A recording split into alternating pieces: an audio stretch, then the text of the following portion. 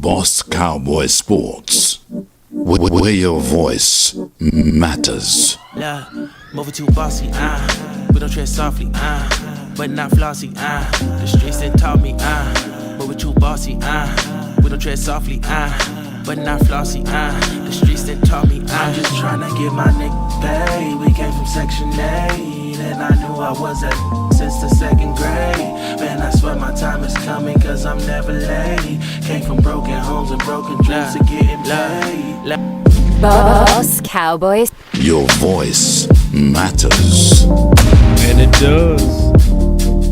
Your voice matter. It's draft week, so we got to get you ready. Cause you know how it is, man. Everybody go be sitting there for round one. But you got to be ready for day 2 and day 3. So we got Keystone. He gonna be coming in, and we gonna be going through our sleepers, mixing it, comparing it. Your boys all the way out the black. I told y'all, always start being wet cement. It's time to become solid, hard concrete before we draft. So we gonna talk about it. We gonna go through these sleepers and get you ready. Boss Cowboy Sports. Let's go.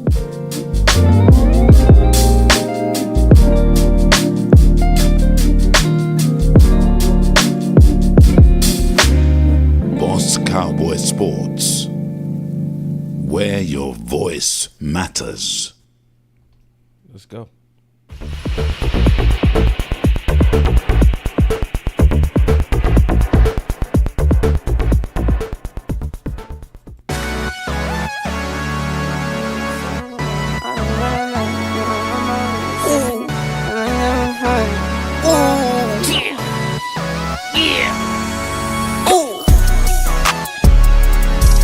No watch, no diamonds, no watch, good timing, yeah.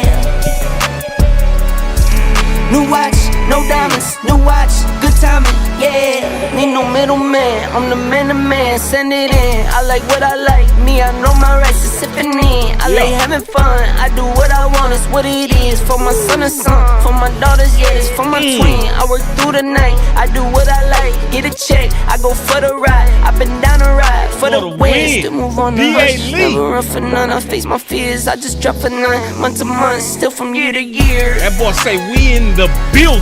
Let's No go, watch, DA. no diamonds, no watch, Chris, good I timing, see you. yeah. Swain, I see you. New watch, no Aaron, I diamonds, see no you. watch, good timing, Pastor yeah. Tal. I'm sporty and rich, I I'm sporty see. and rich, I'm sporty and rich. Latoya Do it Owens, again, I see you. I'm sporty and Regina, rich, I'm sporty we and rich, see you. I'm Let's sporty go. and rich. Do it again, again, again. Get some checks, I invest, and I spend a check. Spend a check, get it back, then I take a risk. Let's go. Only race is the human, I take care of my skin. I was doing this as a rookie, now I'm up to vet. Set the trend, set the pace of play. I don't trip, but if I fall, bet I make a way. I take trips in the fall, watch the leaves change. I like to treat every day like it's my B-day. No watch, no diamonds, no watch, good timing, yeah. Who treat every day like it's their birthday? No watch, no diamonds, no watch, good timing, yeah. I'm sporty and rich, I'm sporty and rich, I'm sporty and rich. Do it again, again, again. I'm sporty and rich, I'm sporty and rich, I'm sporty and rich. Do it again, again, again. Welcome to Boss Cowboy Sports, where your voice matter. Do it again, again, again. And we need all the executives to have a seat. Do it again, again, again.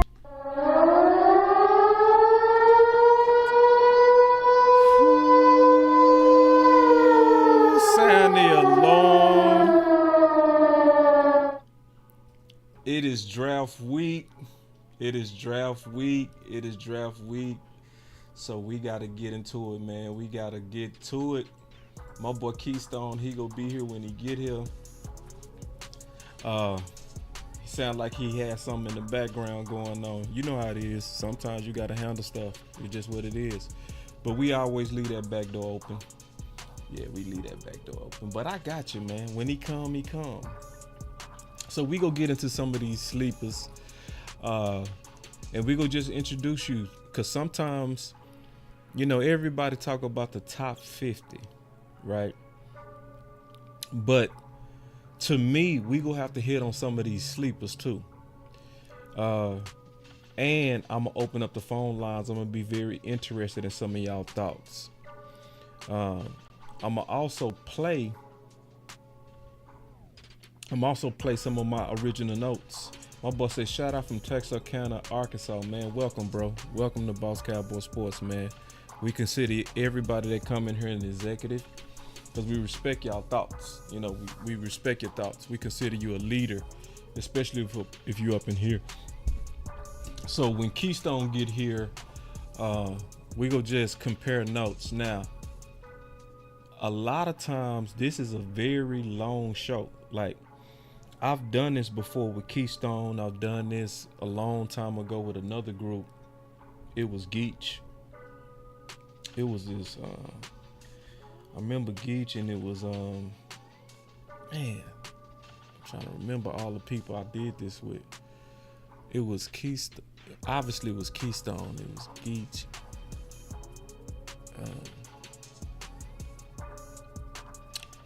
It was a girl from Georgia. Can't remember her name. But we would sit down for hours, and we would just really break down not just the top people, but the late round people. So I'm gonna just kind of go through some of these people and just introduce you. Some of them people you already know, some of these people you're not gonna know. All right. So my first candidate that I think people need to familiarize themselves with before draft week and really get to know first, in my opinion, is Cedric Gray. So I got some pushback on Cedric Gray. So what I do during weeks like this, I go back and I say, okay, I heard everybody argument and I heard everybody pros and cons. So let me go back and re-verify my odds. That's very important that you go double check your odds. So I'm gonna play what my original notes are, because some of my notes go back some months, right? And you gonna be able to kind of hear what my thoughts were as I was looking at the film on these guys. So this is one of my notes. Tell me if y'all can hear it. Cedric Gray could easily be my number one linebacker. It's not just his prototypical size that the Dallas Cowboy greatly needs. It's the Sean Lee instincts that you see, as well as discipline. What's obvious is that he has great eyes and he stays on his keys. He also is a very good baiter, which is similar to Sean Lee, where he a short zone look. And I said he's a very good baiter. So he baits very well. And see, these are my notes right after I reviewed their film. So this is fresh off the film. So this tells you exactly what I was thinking fresh off of me watching their film. So the key thing that I would say about, as my boy Keystone getting ready, what I saw in Cedric Gray was Sean Lee. I saw a lot of Sean Lee in this game. Now, the pushback that I got, that I'm gonna go double check before I become cement in my opinion. Tuck raised that he missed a lot of tackles, right? So I'm gonna go double check that. I'm gonna go watch the film on that. I'm gonna go look at more film tomorrow to double check that. Foots also raised the concern on Cedric Gray that he didn't see the physicality that he wants to see. What's your opinion on the key, Cedric Gray? First and foremost, what's going on, everybody? Feel good to be back. I'm home. Appreciate everybody. You know what I mean? That tuned in tonight. Let's go. Let's The go. thing I like is the thing in about Cedric because he's in my sleeper fouls, so I know what he can do. But he do got some limited gap shooting. I do like what he do, but as far as him getting all around the field, that definitely is a good thing. Knowing that's exactly what we need in Dallas. Them linebackers that can get all around the field. But yeah, I did notice he was missing some tackles, and on top of that, he's willing to hit them gaps a little bit more. Okay, I got you. Now, I'm going through first my linebackers. I'm gonna go section by section, and I remember Queen. I was talking about how me and you behind the scenes would do this for hours. You know what I'm saying? It was me, you, Geach, Queen. Who else? It was Buddha. Buddha. I think it was Buddha. And it was somebody else, bro. Was it E-Kush? But we used to do this for hours, and we would debate for hours. Like we spent 3 hours. Yeah. So we was so Cedric Gray is one, and then who would be some of your sleeper linebackers that I need to make sure I didn't miss, and I pull them up. I got one that's a 30 visit, Jordan McGee out of Temple. I like this film so far. I like how he is. I like how he's able to attack the gaps. You know what I mean? He got what it takes to play. He got natural instincts. I like that in him. He almost kind of remind me of Overshawn a little bit coming from the side on how he likes to attack in the holes. But as far as that goes, he got what it takes, but he just got to frame up. Yeah. And see, I don't have him at all in my sleeper files at all, you know. So what am I missing about Jordan McGee? Because I'm gonna go look him up tomorrow, especially if it's in your sleeper files. Like, and how do you see him helping the Dallas Cowboys, Key? I can see Jordan McGee. If we get him, he'll be a late rounder, all because he's coming out of Temple, and like I was saying before, he got to get his frame up. But he definitely got the tools to play the position. But my thing of him, what it is just he's coming from a small school, which is Temple. But it ain't no shade to the Eagles guy that they just traded. Who was he? That just played for the Eagles? I forgot his name. Man. Hassan Reddick. He went to Temple, so okay. He did his thing too. Yeah, exactly. Obviously. But Temple's a small school. Right. So, another one of the linebackers that stood out to me, I want to see if he was in your sleeper files, is Javon Solomon. No, not him. Yeah. Yeah. But Tyrese Knight out of UTEP that man had 140 tackles. If you're looking at somebody like that, he had over 80 solo tackles within the season. Who? For him to be around like that, that's a tackling machine. And he had a combine conversation with the Dallas Cowboys too. No, who? But I like him. Who?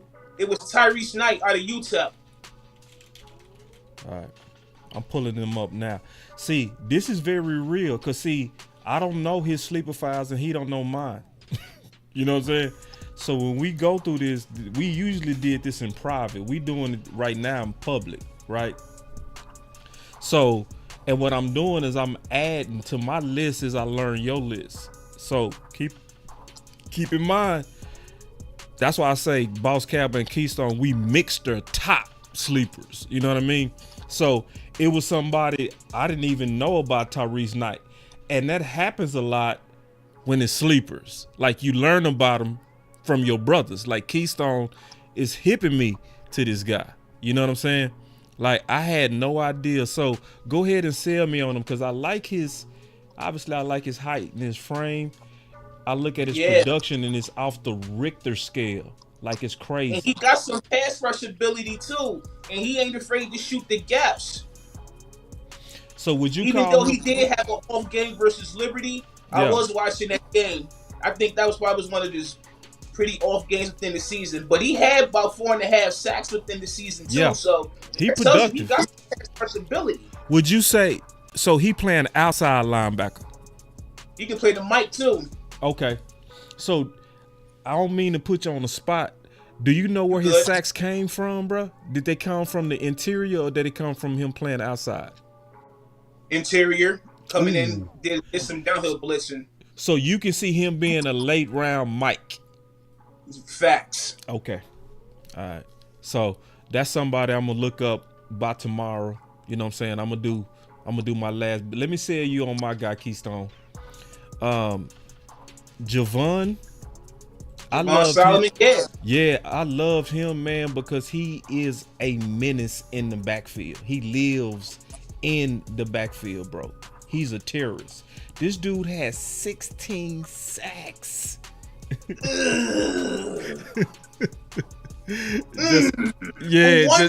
Yeah, bro. Like, this is one of the dudes you gotta. And see, I know a lot of people. Yes, he was a menace, huh? And we know for Troy players, let's not forget Jordan Chun. Remember when he was on the practice squad within years? He went to Troy. Yeah. And I like the running back too, Kamani Vidal. But back to the linebacker though. No, man. Go ahead and show your sauce. Show your sauce. See, because I want you to know who y'all dealing with. See, a lot of people be bland. You know who was? I had Bland in the Boss Cowboy guide. So I'm gonna take some credit for Bland. But I ain't gonna lie, on draft day, I was not thinking about Bland. You know who was thinking about Bland on draft day? My boy Key said, man, we need to draft Bland. I ain't gonna never forget that. You know what I mean? We got him too. And we got him. And it was 3 sleepers that you mentioned that we drafted. So when I'm telling y'all, this boy Keystone Sleepers, yeah. So this is the show to pay attention to, because what we doing is we identifying a lot of guys that people ain't even talking about. All right. So let's keep going. We've been talking about it year in and year out. We love the gems, man. We like Lucky Charms. We love the marshmallows. No, you do. Everybody don't like everybody don't like the that's you, bro. This is your thing. I always say people super good at the top 50. They go show out on the first 50. It ain't too many people that can talk about round 6 and round 7, guys. Also, I want to let y'all know, day 3 is gonna be me and Keystone. I want to let y'all know.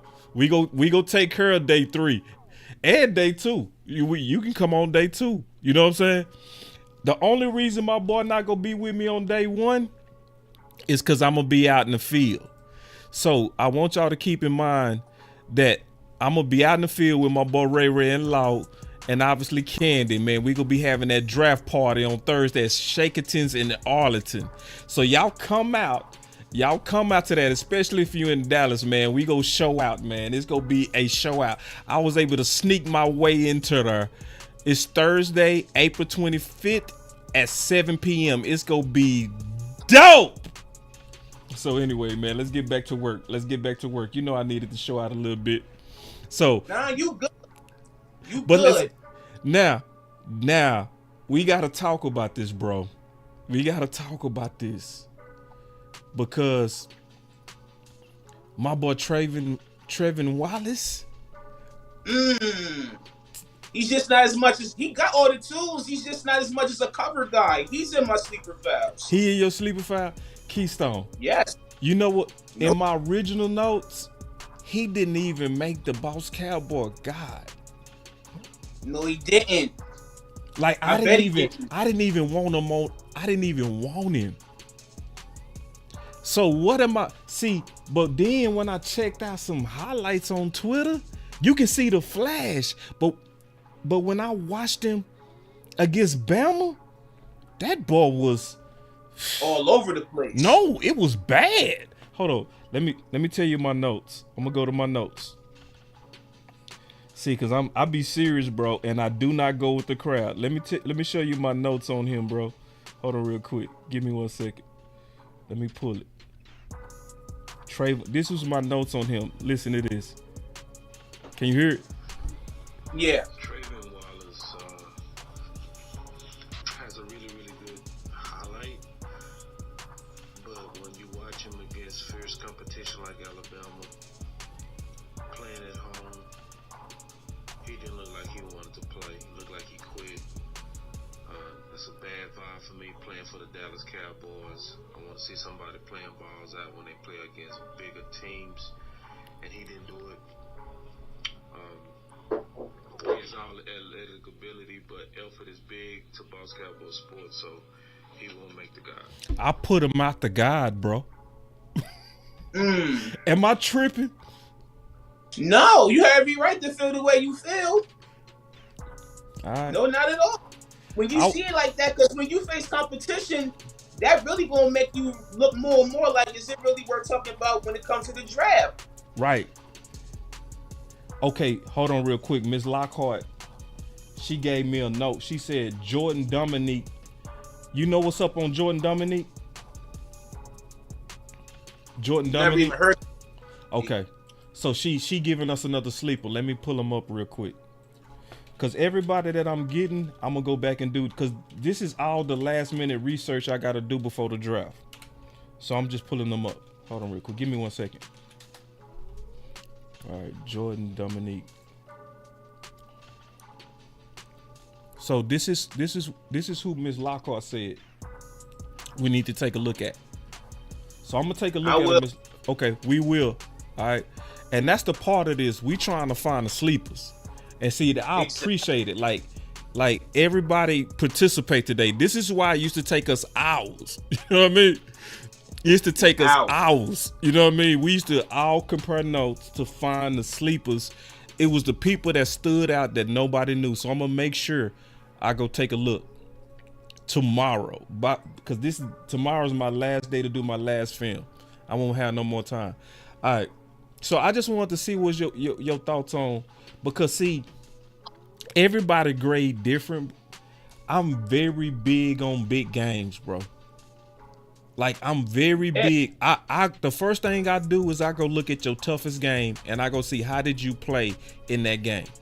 Some people, like, they look at all kind of film. I look at you versus the tough opponents. And and to me, he quit. So anyway. Because Alabama always going to be the ones that you're going to watch with or against. All right. Because Nick Saban known to have his guys pro ready. So I got the whole list of linebackers right here as we going through our sleepers. Is there anybody else you want to discuss before we move on to the next group?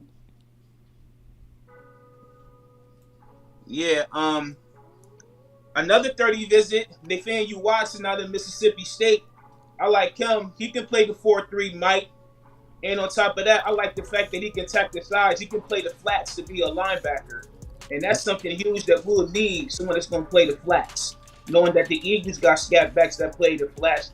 Telling what Watson to do that can play the flats. So we're going to need linebackers that's going to do that. And he got a pretty thick build. He just got to work on his angles. But due to him being a 30 visit in the way that he plays, I wouldn't mind taking a look at him. Nathaniel Watson? Yes, Mississippi State. Okay. Mm-hmm. Gotcha. Okay. Cool. Appreciate it. All right. So are we good on the linebacker sleepers? Yeah, we good. Okay, let's move on to the next group. The next group I want to look at is receivers. All right. So obviously receiver is one of the deepest classes, right? And I'm putting all my 3-star guys. So my top sleeper, but this guy's not really a sleeper. Oh yeah, Keon's a dog, man. What'd you expect? Right. One of mine is Ricky Pershaw out of Florida. Yeah. Hold on. Who? Ricky Pershaw out of Florida. He was one of my top sleeper wide receivers. He ain't much of a receiver either, but due to him playing vertical, that's what really turned me on to him, because he's a vertical threat. And we know how our quarterback is when it comes to vertical receivers. You know how to hit them. Sell me on him. Sell me on Ricky. I like his speed. He ran a 4.3 when he was at the combine. He got what it takes. He got physicality. He's a pretty good blocker. But he's just not as much as the creative or separation. That's the only thing about him. Yeah. So would you call him a possession guy, or would you, somebody that attacks the ball well? What's his thing? What's his bread and butter? Oh yeah, he's an attacker. I mean, he can attack the ball. I like that. I like the fact that he got pretty good hands. You know, he can get up there and get it due to his athleticism. He's definitely athletic. Gotcha. So, my next sleeper at receiver, probably not a sleeper. You know, that's not a sleeper. You know, everybody know about him. So we'll move on from that. But Troy Franklin is a sleeper. That's a He's sleeper. in my sleeper files. Yeah, that's a sleeper. He's in my sleeper files. Man. He's a deep due to his length too. Yeah. And he kind of Keon Coleman-ish. Like he Yeah. that friendly for real. A route runner, and he a big target. And you don't hear too many people talking about Troy Franklin. Troy Franklin is somebody you got to put on your list at receiver. I put a little weight on him though. Kind of skinny. I don't even care, bro. I take them skinny receivers all day as long as they can separate, bro. I take them boys all day. Yeah, man, all day. So that's definitely I don't see enough people talking about Troy Franklin at all, for real. So let me pull up my notes on Troy, cause I like to go see. Cause this is how I used to write the book, man. If you ever want to write a book, this is one of the ways to write the book. You got to keep good notes on these boys. Hold on real quick. And especially notes right after you really went through their film. You know what I'm saying? Hold on real quick. So this is what I said about Troy. Troy Franklin is another one of the supersized receivers that's Dak friendly. And he has great agility for a big man. He goes down to get it. He goes up to get it. But one of the most important things that stand out about Franklin is you can see that he plays with his mind. He is very intuitive in finding the soft spots in the zone and reading the defense and being in the right spot. It's the type of receiver that Dak Prescott would do wonderful with. Only because his draft class is so deep is I'm going to give him a second-round grade, but I definitely see first-round talent. As somebody that, you know, with time can become a real threat, especially if he with the Dallas Cowboys. He had 81 receptions, 1,300 yards, and 14 touchdowns. It ain't nobody talking about it, bro. Nobody. But that's good though. Yeah, that's a sleeper. That's a sleeper. Because it makes him more of a sleeper, yup. So if you playing with the simulator, he's somebody that if you get wiped out at receiver and he's sitting there, get him. Get him. Yeah. I wouldn't mind. He's getting. Get him. Yeah. So he definitely can take the top off of defense. This is another dude that I feel like people are greatly sleeping on. Ooh. Yeah. What's your thoughts? Don't know too much of him, but I was kind of like a guy on Hayden Hatton out of Idaho. He was one of my late round, could be a UDFA receiver. I was looking at him. Hold on. I like the fact, because I'm trying to keep up with you, bro. You say who? Hayden Hatton out of Idaho. Hatton. I found him. Yeah. Found him. All right, sell me on him. What's his thing? He's physical. You know how to get open. I like the fact when I see a little bit of film on him, I like the fact how he can catch off the back shoulder. And you know Dak can throw it off that back shoulder pretty well. And I wouldn't mind a receiver in the red zone that could come off the back shoulder. And I believe Hayden Hatton could be one of those guys. He big. And he's physical. Yeah, 6'2", 210. That's a big dude. Yeah, he's physical. And he can get open. He might not got the speed, but he know how to get open. Okay, do you remember his 40? Not that really matters, but do you remember his 40? No. Okay, I'll look it up. Cause see, we comparing notes, and we doing this. We comparing notes.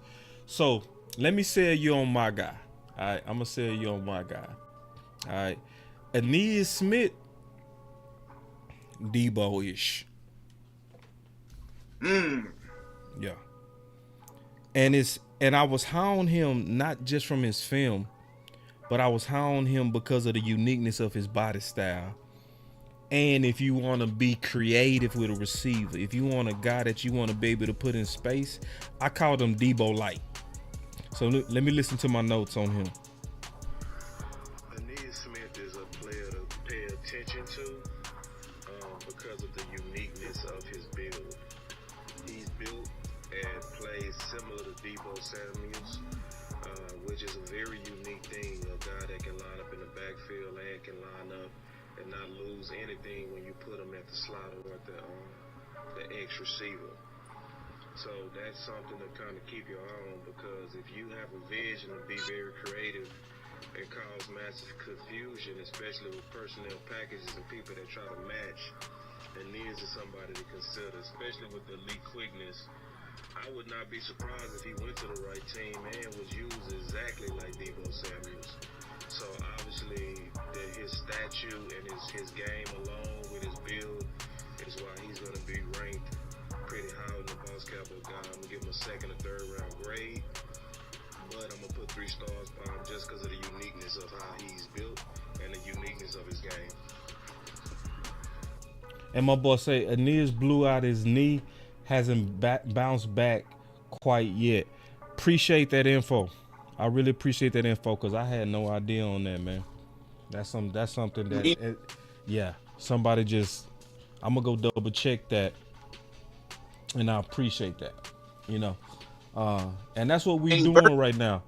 What we doing is I'm trying to solidify my list. You know what I mean? Before draft day, before we draft, this is the time to where if you drop the ball somewhere, I wanna know about it.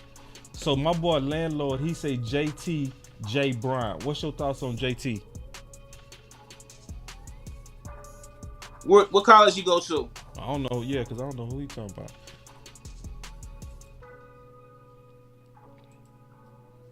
Give me 1 second. JT Bryant. Because this is what sleepers are. These are people you're not going to know too much about. I don't see him, Landlord. I don't see him, Landlord. I'm trying to look him up. He say J Bryant. I need the full name, Landlord, when you get a chance. All right, I'm going to keep moving. Now, moving to tackle.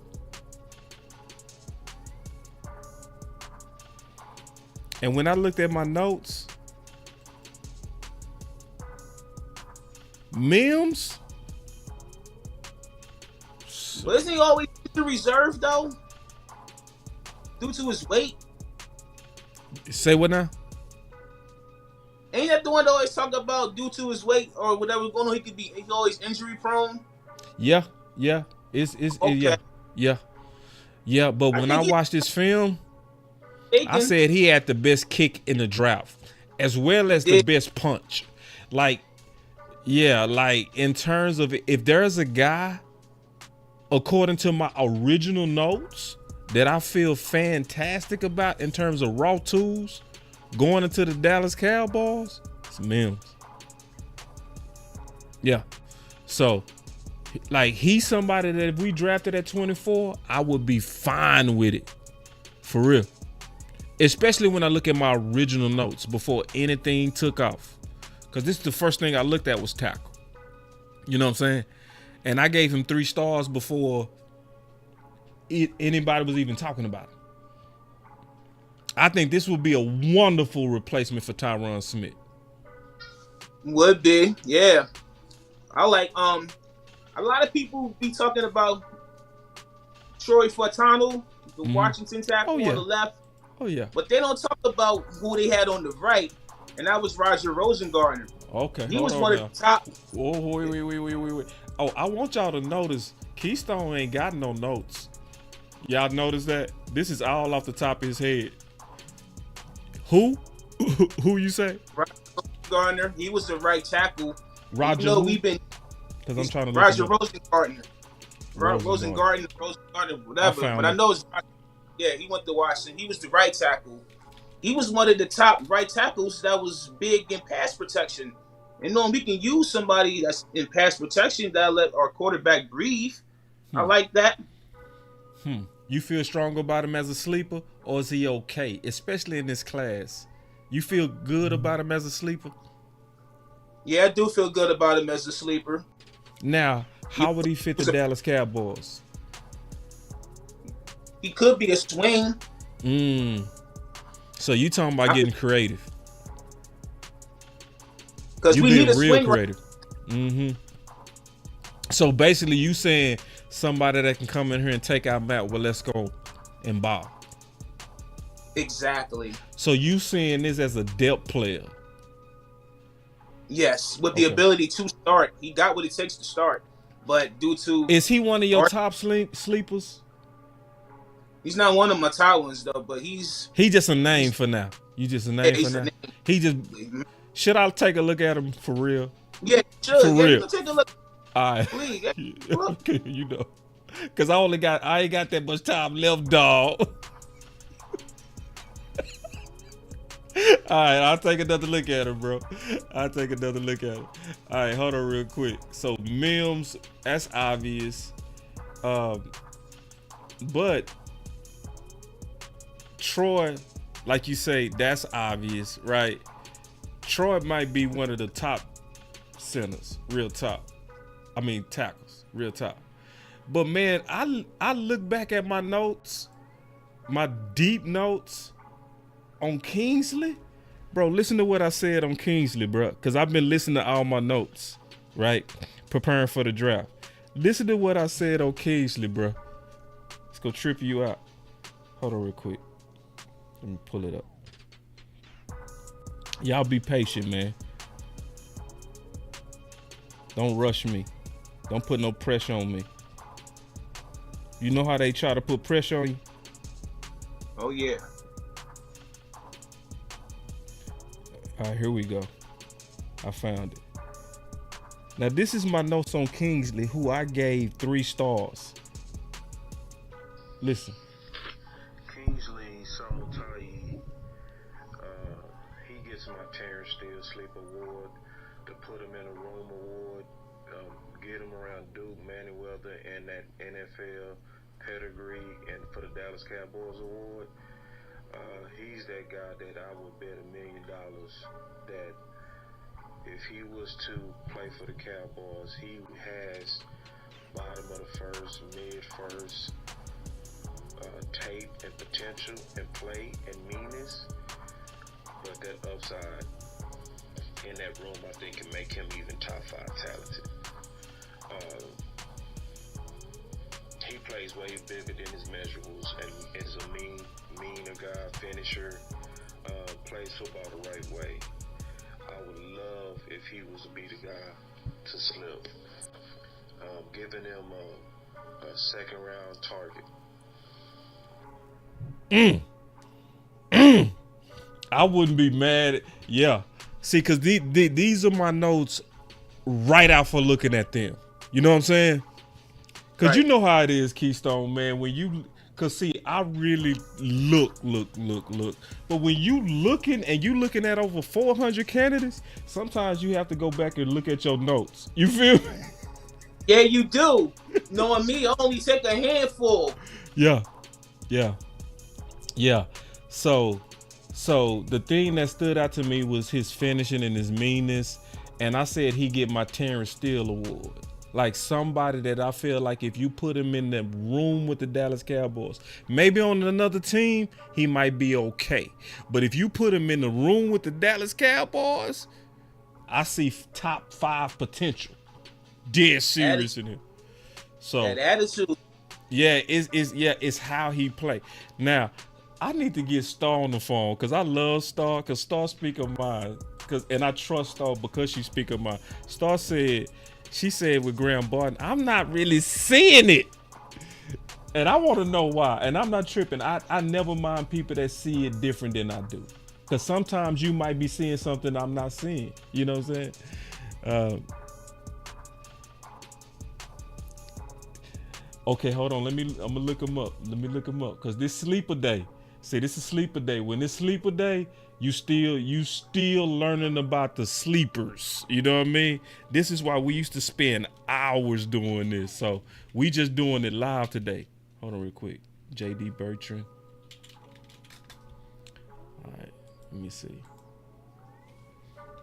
Okay. And see, you know what's up on him, Keystone? Is he in your files? He in your sleeper files? No Notre Dame linebackers in my files. I looked at him. I mean, I like him, but I just didn't put him in my files. That sounds kind of weird, but not really. It's just I had my eye on other linebackers. I guess he was just one of those overlooked guys. He might have been overlooked because I do remember some Notre Dame linebackers standing out to me, and Star might have reminded me. So I'm gonna go take a double look at that, Star. Appreciate that. I appreciate your participation as we kind of thumbing through these sleepers, because it's people like this that pop out, because obviously JD popped out. You know what I mean, to Star, and it's sometimes these boys pop out and they got it. It's just that people overlooked it. All right, let's keep going. Let me keep going, man. Let me keep going. We going through offensive tackle. Give me a second. So we went through. So Kingsley was somebody that I had real good notes on. Graham, I gave him 4 stars. Now, who growing on me lately? Tyler Guyton is making a late round push. That mean streak. Yeah. That mean streak, he has it. And that's what we need. We need mean streaks on our line. Yeah, I finally started seeing it. You know? Now, right. My original notes, I kind of banged them a little bit. You know what I mean? Hold on, let me go back to my original notes. All right. Y'all be patient with me, man. Cause see, we all going through this together. Hold on real quick. This is what I said on Tyler Guyton. I only gave him 1 star from his film. Listen. Tyler Guyton has all the measurables and talent. You can see very good feet work, but he's in a really, really good class. So you can see the first round tangibles, but he is not as polished as the other guys. So he definitely has a first round grade, but a bottom first, second round first. He'll be equivalent to a Matthew Bergeron. His punch is not as swift, and he doesn't finish like I've been seeing from the other top tackles in this draft class, but still will be somebody as a right-sided player that will be a good pick if Dallas was to take a pick. Him being a right-side player, I wouldn't trust him on a figured-out basis. I would have to have a solid plan, likely even him playing guard. Ugh. You know what's funny, I kind of smoked him a little bit, bro. I smoked him. You know I what's smoked funny, his though? film. You know what's funny? Because when you mentioned when he was saying he didn't have no power punch, he didn't have that punch he's supposed to do that'll make sure he get his defenders off so he can create space for his running backs or whatever it is in the pass game.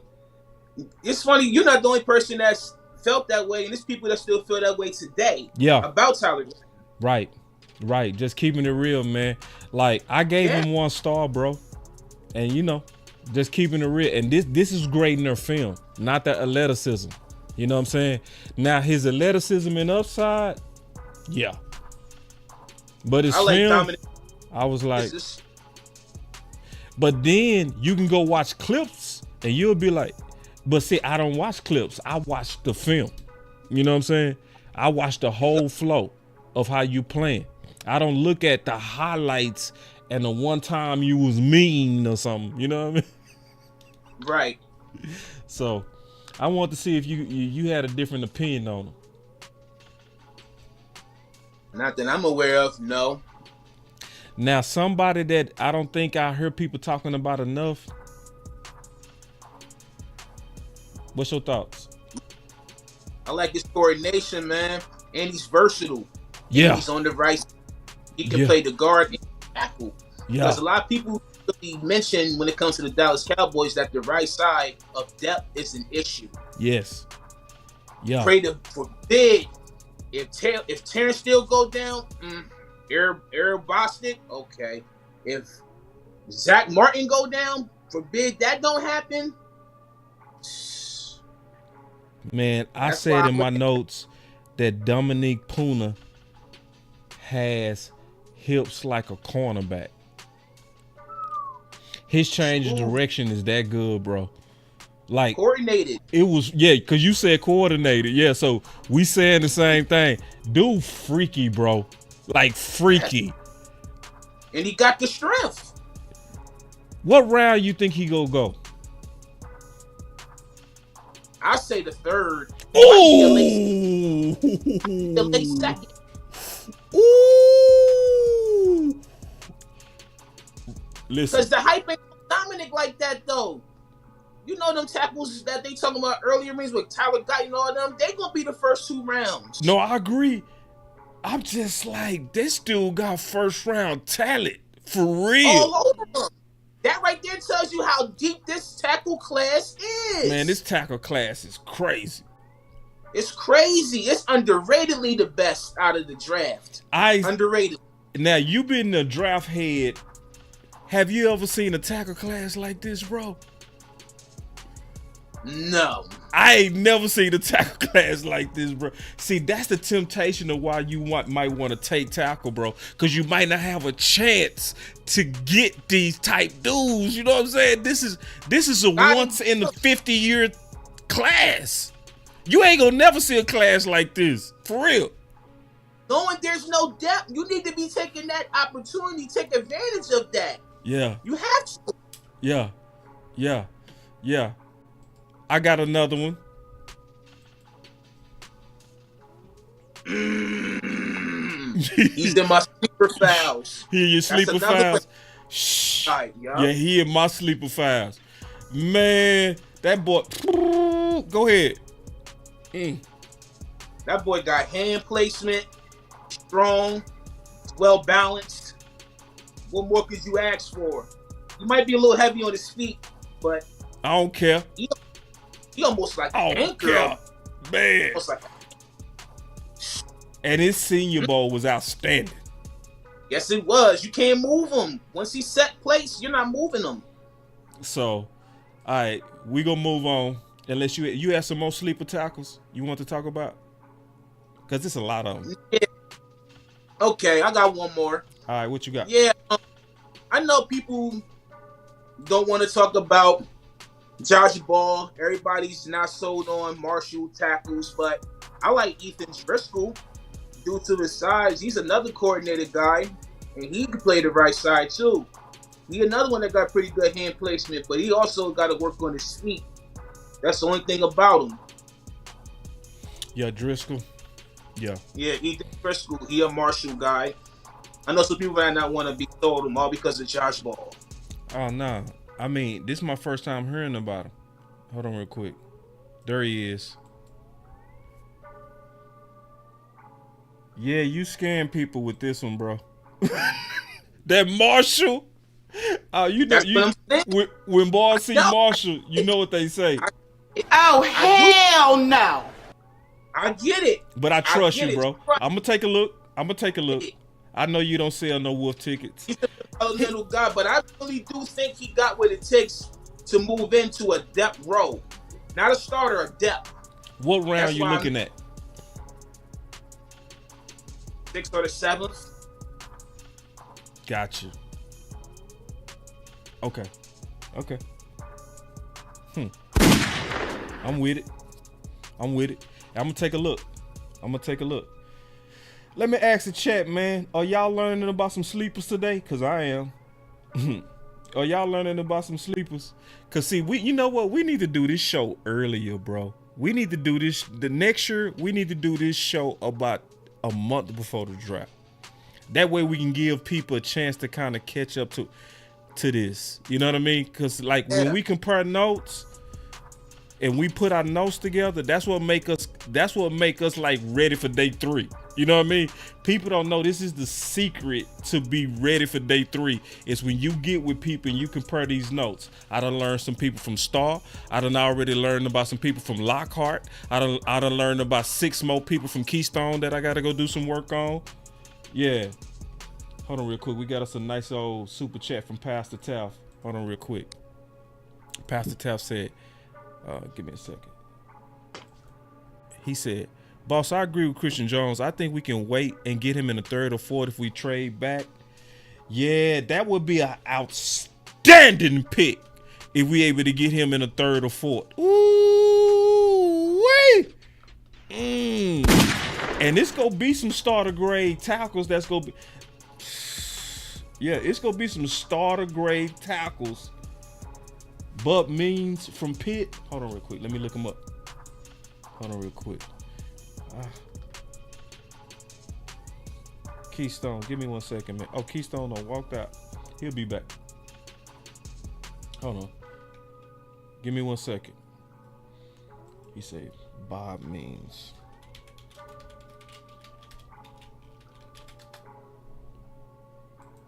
Okay.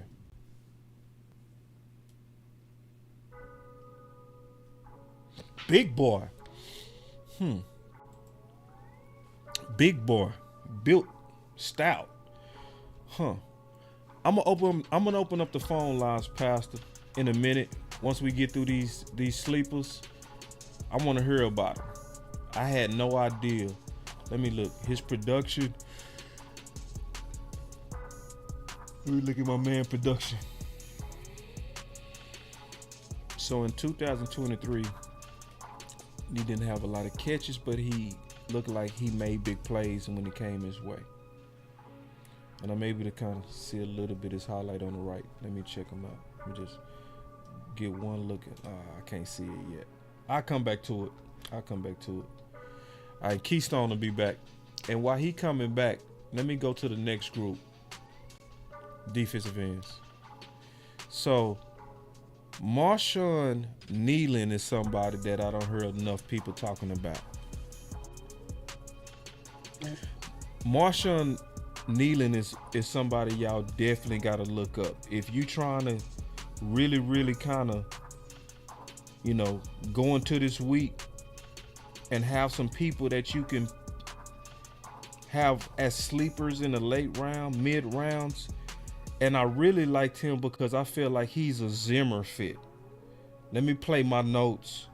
Here we go. Marshawn Nealon might be the best fit for Zimmer, especially when you look at the type of edges that Zimmer acquired in his time as a defensive coordinator, even as a head coach. Marshawn plays with a lot of intensity, and he's played good whenever he plays against Division I opponents. You see the pop, you see the power, you see the intensity, you see the meanness.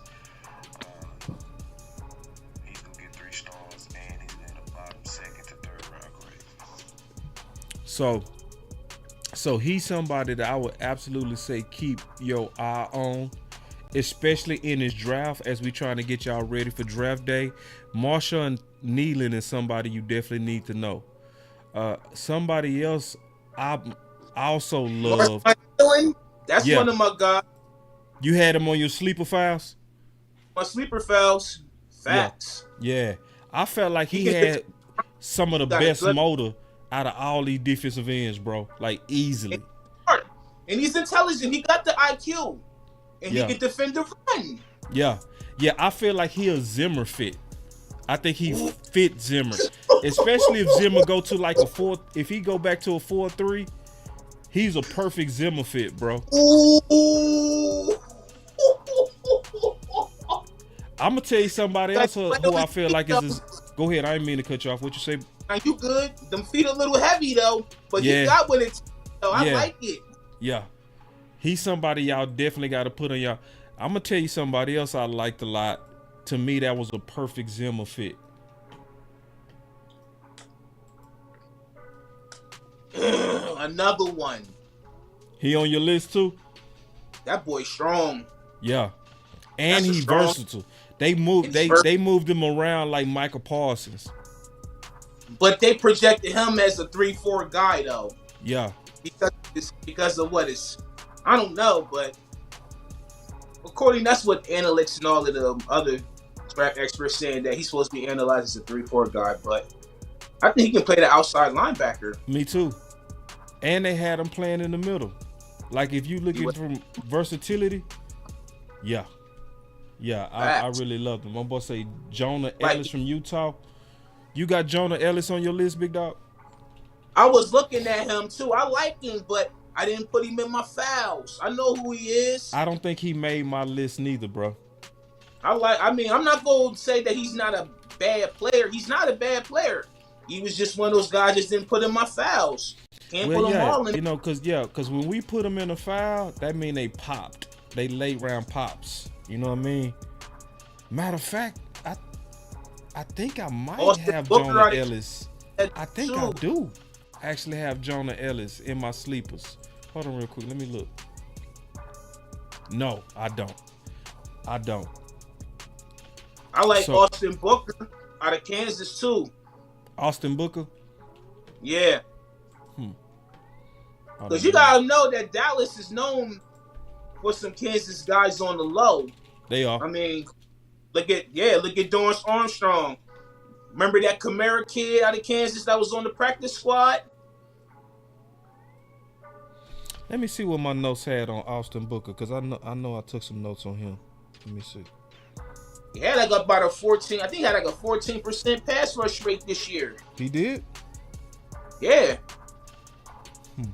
Gotta get back on my notes, but I think that's what I seen when I was on his note. When I looked up his notes. I'm gonna get to some more sleepers real quick. Get your thoughts on them. One of my top edge sleepers.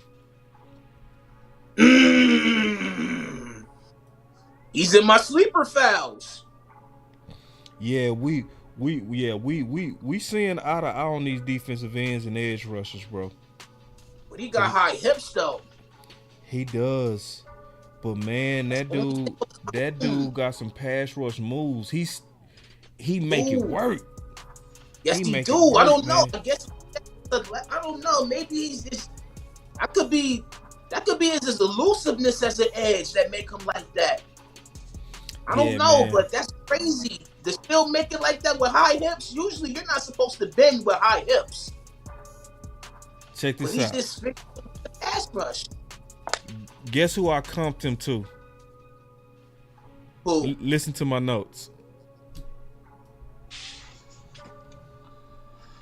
Brandon Jackson is a very good fit for Zimmer in the style of defensive ends he used to recruit and play with when he had them in Minnesota. He has the height, the weight, and stature, but most importantly, he has the tenacity, the leadership, and very physical, all-out player, all-out motor. He plays with a Crosby type of style, relentless, all attitude, all old school football. Third to fourth round target is perfect. Crosby. Max Crosby? Yep. I see Crosby. Hey. Yep. I could see that too. Now, I don't see a lot of people talking about Muhammad. I like Muhammad. Yeah. You know what's crazy, boss? That's another one of my guys. Yeah. He just got short arms. Yeah. He just got to work on some other moves. Yeah. But got the attitude. He know how to. He got the bend. He can pass rush now. Yeah, he can pass rush. He can pass rush. And you know what I like about him? He kept getting better and better every year. Yup. His demeanor got better. It sure did. And see, Will McClay said that he looks for this. He look for those players that they show improvement every year. You know what I'm saying? That's one of the things I liked about him, is that he keeps improving. He's a guy that shows that he can develop. You know what I mean? He'll definitely be a rotational guy, knowing that we just lost pretty much the pass rush. We're really back to square one on that. So, I mean, hey, we'll see when the draft get here what they'll do. I'm gonna tell you somebody tape that pissed me off on the scouting community, and I'm being all the way honest. Now that's a sleeper. You got me. You got Look him me, up. bro. Look him up, bro. Man, say Bro. the dude. Ooh, man. Look him up, Key. Put him on your files. Just double check my notes on that, bro. Baller. Terrorist. You know what I'm saying? And see, you know what? I think a lot of people don't like the Michigan players. They gonna be wrong this year, bro. They gonna be wrong. The Michigan had some ballers this year, bro. They really did, bro. On both sides of the ball. Huh? A lot of people were saying that Michael Barrett was mid, the linebacker. And he was a monster in the playoff. The college playoff, yeah. He was all over the place. He was doing Alabama dirty by himself. That's what really turned me on. How's he against the run? Amazing. No flaws in his game, bro. None. The dude is go ball on the next level. Yeah. So, my boy says stop. All right. Yeah, I just see it different than you, Montana. Now, this is where me and you see it the same, Montana. Michael Hall. We all see the same. All three of us. Yeah, Michael Hall. Yeah. Undersized, but he played. Yeah. Undersized, short arm. But, man, it's that motor is, you know what I'm saying? It's relentless. Yeah. That motor in the strength is ridiculous. I'm not hearing enough people talk about Michael Hall. Not at all. For real. He's clearly a third rounder too. Oh yeah. So this is easy. Come on now. Like, I think he's the most disrespectful DT this year. In my opinion. He is the most disrespected DT this whole year to me, bro. They are disrespected Fisk. This might be reverse racism. Mine's just like, bro, Fisk, I call him Baby Sap. You know what I mean? Like, explosive. So let's keep going. Because we going to take all day if we're at the speed with Mason. Boys is sleeping on Mason. One of my top sleepers, bro. They don't talk about him. They don't talk about him, bro. Yeah, man. And then Jordan Jefferson. They don't talk about Jordan. It's not enough people. Now, the funny thing, when we did the draft show, every one of us had Jordan Jefferson as one of our top sleepers, and we never talked. Even I did. You had him on your sleeper files too? He wasn't my sleeper files, but he was one of those guys that I would like in Dallas, though. But I didn't put him on my files. Yeah. I think he one of the most athletic one techs in the draft. One of those fourth rounder guys. I like Keith Randolph out of Illinois. He got a good motor on him, man. Me too. Yeah. Me too. I was going to put him in here, but I only gave him 2 stars. But I agree. I agree with you 100%. Then Illinois, all them DTs Illinois get official. It's another one, but I can't remember his name. Not Jerzander Newton, but it was Keith Randolph, and it was another one, but I can't remember who he is. Yeah, if it come back to you, man, make sure you tell us so we can put him down. McKinley Jackson is one of the top sleeper DTs in this draft to me. Like, a lot of people don't. Yeah, go ahead. Nah, I'm just thinking it makes me not like the draft community. Cause it'd be like, bro, y'all crazy, bro. Like, he obvious to me. Like, that dude is great on doubles. You know what I'm saying? Great on the point of attack.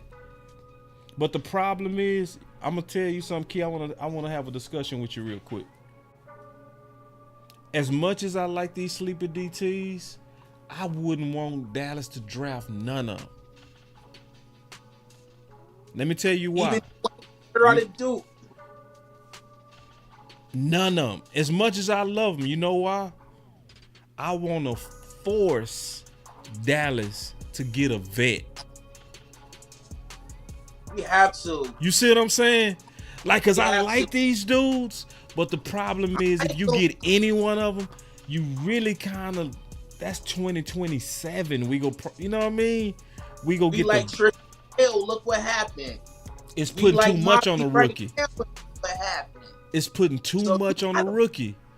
It's too much, yeah. So it's like, as much as I like these dudes, I honestly hope they get wiped out. For real. Just so it can force us, like for real, to go get a vet. You know what I'm saying? Crazy. And my boy Tyrone Church, you right. We lost 2 DTs. But Yeah. I don't believe if you're trying to win a championship that you go get a rookie. Cause I just want somebody to tell me one rookie in the last 10 years that was an instant impact, except Vita Vea.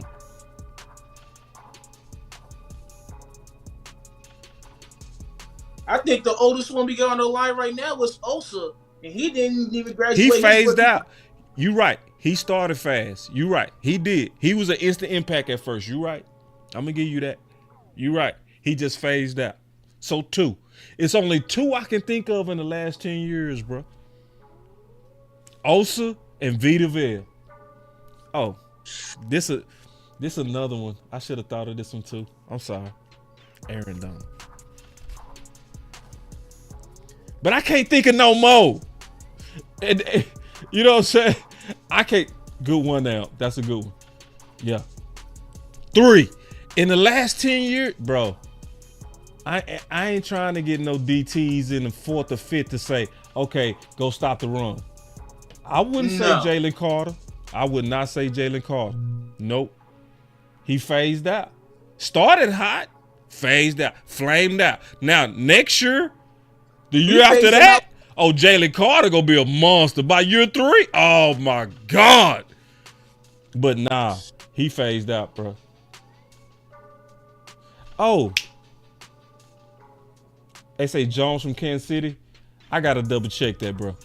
I gotta double check that. I'm not sure. I'm not sure about that. I'm gonna have to double check that. I don't know if that's right. Because I don't want to just be naming names because they doing good now. I want to know, how did you develop? All right. Now, guard. Guard get interesting. The guards get interesting. One of my top sleepers.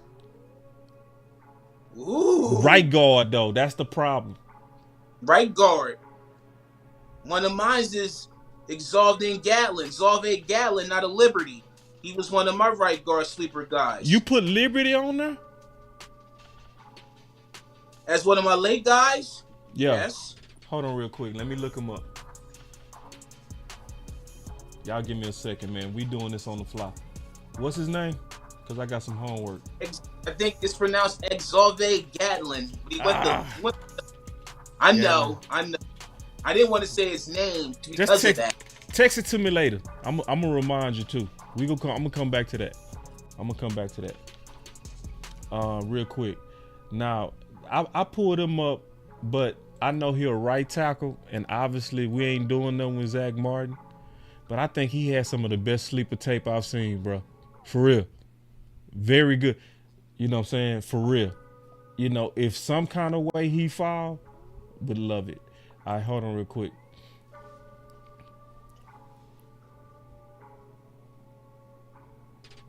Monster. Yeah, these guards.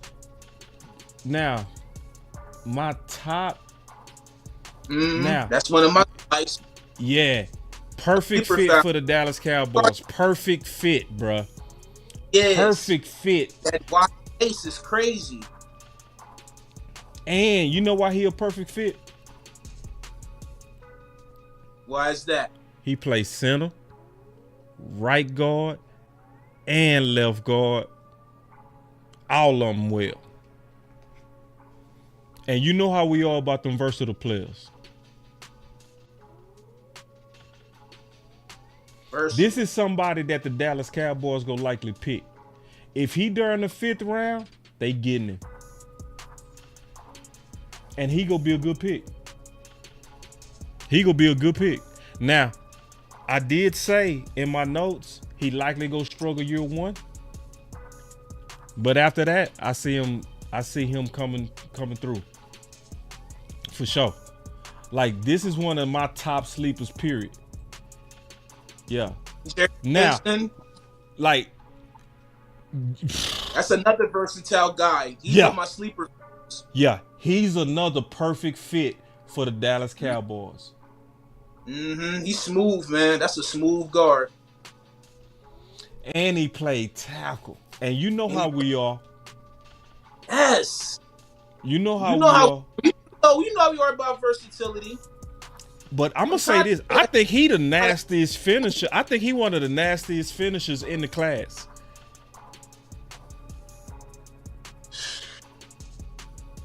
Like, if y'all haven't looked him up, look him up. Look him up. Dude is monster. Monster. Hold on real quick. I'm trying to speed it up now. Now,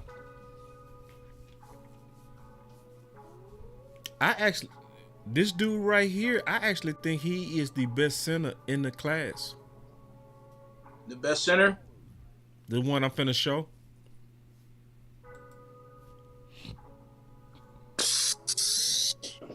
That's my guy. He's in my sleeper files. And he can play guard too. Right. He versatile. I think he's a perfect fit for the Dallas Cowboys. Perfect. So the last 3 guys that I showed, all was perfect fits based on how we pick. We pick players based on versatility. Yep. He can play center and guard. He sure can. And he's pretty good against. And I know it's wild what I'm saying. I'm going to go double check that, because sometimes I go double check just to make sure I ain't crazy. He on my list to go double, triple check, just because I'm going to put out a list. And I do it every year. Every year I put out a list and I rank these guys. So before we draft, I'm going to put out my official rank. Okay? This is a guy that I want to say is the best center. I'm going to just double check just to make sure I ain't crazy. You know what I mean? But if I go back and see what I saw my first time really studying him, I'm going to put it out there. I'm going to stand on it. So, let me keep moving, man, so we can get to the next group. All right, here we go. Now, we don't really need it, but I do got some sleepers. Tight end. Yeah, okay. We don't need it. We don't. But the class, this tight end class was low-key dope, bro. This is Mason Fairclough out of Kansas. Yeah. It's so many of them, bro. It's so many tight ends. This is the year. This is the year I almost wish we needed a tight end. That's another one. Like, he remind me of Jamaica.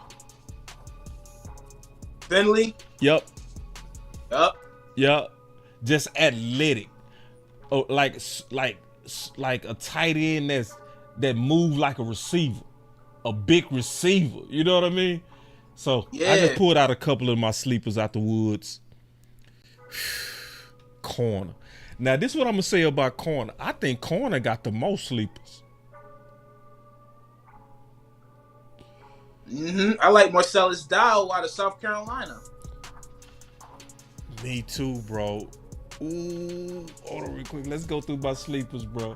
Oh, let's go through these sleepers. Let's compare them.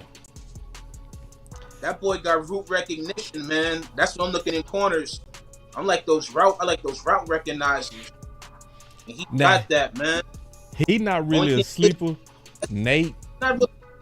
He not a sleeper. Now, this one kind of pissed me off. Not this one. Hold on real quick. Did I actually?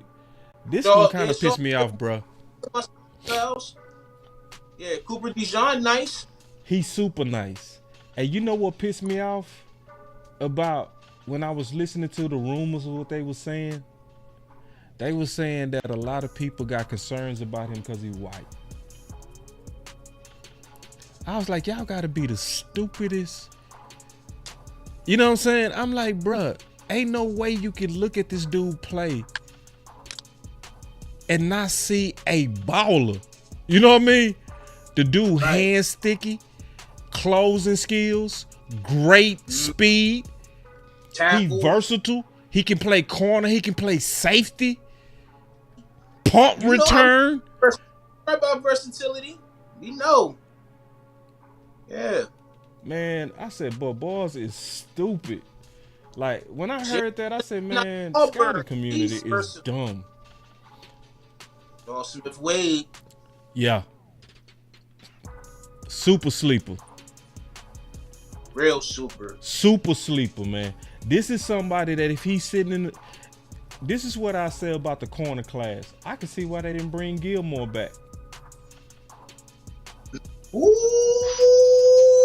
For real. Ooh. I'm serious. Ooh. It's a lot of blends in this class, bro. For real. I see a lot of blends in this class, bro. I had a lot of 3 stars on these corners. I like Shaheem Battle out of NC State, too. Shaheem Battle. Hold on, let me look him up. I like him, too. He another one that can recognize routes. Spell his name. Shaheem Battle. SHYHEIM Battle.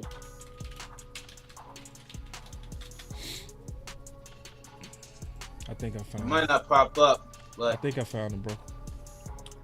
Y'all hold on, I'm trying to pull him up. Nah, he didn't pull up. Hold on real quick, cause I'm trying to find him. You ain't got no notes over there, bro?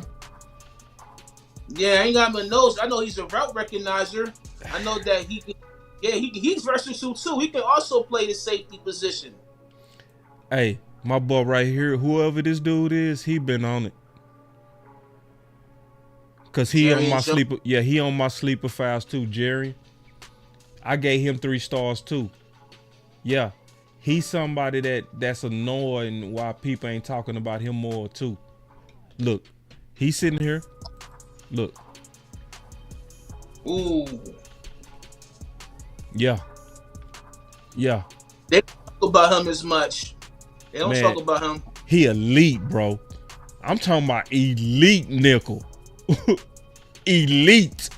Like, bro, you can plug him right now into that nickel and go to sleep. And not even worry about it. You can put Bland on the outside, Diggs on the other. Put this dude right in the slot, and you don't have to worry about that nickel for the next 4 years. I'm serious.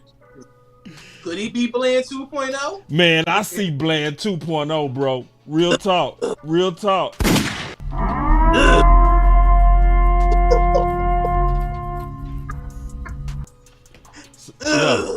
And this class is full of blends.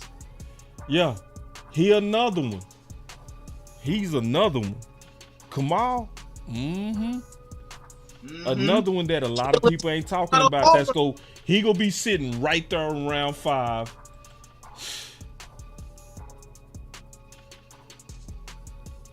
I gotta check up on him. MJ Devonshire, Jarvis Brownlee. Ooh. I gave Jarvis 4 stars, bro. 4. I got them lips so black. I gotta double check him, bro.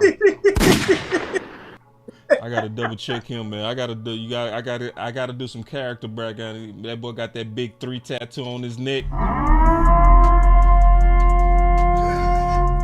Them lips look like he be smoking the best kush. But how he plays.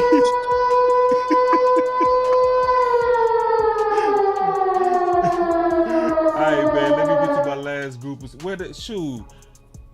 I got some more sleepers, man.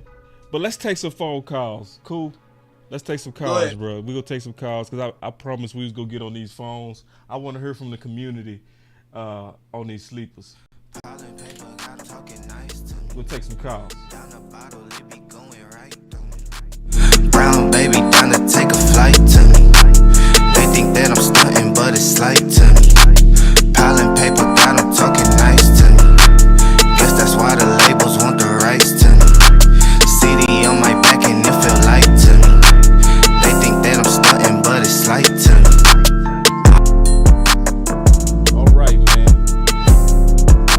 We got my boy Keystone in the building. Let's get to these calls, man. Y'all be patient. I done had a phone set up. But see, those are my 3-star sleepers. I got 2-star sleepers that I didn't even mention yet. All right. So when I put out my official ranks, There are 4 participants in the conference. man, we got 4 people already ready to go. I love it. These boys ready to talk about this draft. I love it. All these draft heads calling in. I love it. All right, here we go. All right, let me see. I'm gonna leave the phone lines open. You good on time, Keystone? I'm good. I want to make sure, man. I don't want to get you in no trouble with the missus. One-handed bandit, you live. Yo, what's up, boss? I have probably 1 or 2 questions. The corner you guys were talking, the white corner you guys were talking about, I always forget his name. I forgot his name. If he's there at 24, is he a clear you have to get him, or do you think that he could drop, or what are your thoughts on him? He gonna likely drop. He gonna likely drop because. Do you think that if he's there? I was gonna say, you think if he's there at 24, you have to take him, or do you think you could drop to 56? I think he can drop to 56. Because like I was saying, people being stupid about him, man. People being real stupid. Like, people talking about, they kind of concerned about he's white. Right. Yeah. So, Didn't they say the same thing for the white safety? Didn't they say the same thing for the white safety that the Eagles have? Who's like not a terrible safety, but I was looking at the chat, but I forgot about Seahorn. All the historians, they brought up Seahorn. Like I forgot about Seahorn. Yeah, my boy Big Dow talked about him. I see James Ruff talked about him. Yeah, Jason Seahorn was a cold white corner. I forgot about him. You know what I'm saying? Like it just show you how stupid the I have a question. community is. Who do you think we do go after at 24? Do you think it's a left tackle? Yep. Center? What do you think? I think it's gonna be offensive line. Who's your top? Are you talking about tackle or center? Is it like if JBJ's there, you take him, or is it more tackles more valuable to you? I don't like JPJ like that. Okay. I think. So then, who's someone that they dropped? They were there. Just grab them. I think it's gonna mess around and be Mims or Tyler Guyton. Are they good, or are they more guys that have to develop? I trust both of them in our room. I trust both of them. Okay. Like if now Tyler Guyton on another team, he gonna need to develop. But I think if you get Tyler Guyton and you put him with Duke, and you put him in that pedigree of professionals, and right next to Tyler, right? And it's the professionals in the room. Like, you go get in there and Zach Martin go tell you how to eat. You know what I mean? It's not even just exactly. Yeah, people were nervous about Tyler Smith because he had holding calls, or you know what I mean. That was not super like up to whatever was for the draft. You know what I mean? Yeah. And look at him. You know what I mean? We're good at O lineman. We could get a guy that's more of a developmental guy. Yes, and we're great at that. Yes. Yeah, and then do you think that? In what round would you attack running back? Would you do it 5th, 6th, 7th round, or are you thinking 3rd round? I'm thinking 3rd. 3rd, and then receiver, we could probably get one in the 5th if we don't. Maybe get one in the 5th if we don't trade back for a 4th round. I'm, in my opinion, thinking very generic. Very generic. I think your first 2 picks gotta be, or mostly, offensive line and receiver. Okay. I don't know about what order you do it in, and the reason why I say that because that's the richest amount of talent. Exactly. They're big needs. Yeah. Especially, yeah. The biggest needs is D tackle, O lineman, receiver, and running back, and corner, which you can find a quality corner because we're not bringing Gilly back, which makes me mad. I really thought it was dumb we're not bringing him back. But thanks for taking my call, bro. But I really to be appreciate honest, it. after I really studied this draft class, I don't even think we got to bring Gilly back. Be all the way honest, I don't. This class is full of sleepers. It's full of them. And I'm talking about athletic 4-3 guys that you can plug right in that nickel and they go do good. I'm for real. Awesome. All right. Well, thanks for taking my call, bro. No problem. Have a good night. No problem. You had any thoughts on that, Keystone? No, not at all. Thanks, man. All right. We're going to take the next call. Chris 214, you live. What's going on, boss? What's going on, Keystone? What's up? Yeah. I'm not really a draft person, but I do have one sleeper. It's actually a running back who plays out of TCU by the name of Imani Bailey. I know he ran a 4.6, but to me, in my eyes, if you watch the tape, he don't run a 4.6. You don't see the 4.6. He does got some wiggle to him. He does have a burst of speed. Like, to me, I think he actually got the home run speed. He does run with power. Hey, what you think about him? Or have you heard of him? I went through the class. I'm gonna have to go take another look at him. I just wrote a note down to take another look at him. He had a really good 2023 in terms of his stats. But yeah, he not popping off in my brain. Let me look at my notes real quick. You had something on that, Keystone? Okay. No, not at all. I know that when you look at TCU players, Dallas don't put their hands on them. That's the only thing. And I know what you mean too, Chris 214, because what was the player? Yeah, we had Randall. Remember Randall? Yes. Randall was talking about the one from Oklahoma State. Yeah, still in underwear. Randall ran a 4.7, but you cannot tell when he played. Right. So yeah. I mean, that 40 time. I mean, I know it does raise an eye to like the scouts and stuff, but sometimes that really don't matter.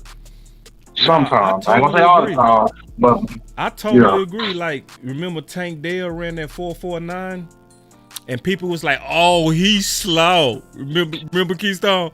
They were like, "Boy, that boy is not slow." He ran a slower 40, but whenever you put Tank Dell on the field, Tank fast. Yeah, boss. And see, like, I do feel like it's scouts, like they just say, hey, if you have a bad 40 time, they just X them out. I'm like, hold on, like that's not the end all of VR. I don't think our scouts do that. I think some scouts, because it's some new technology that came not all out. of them, yeah.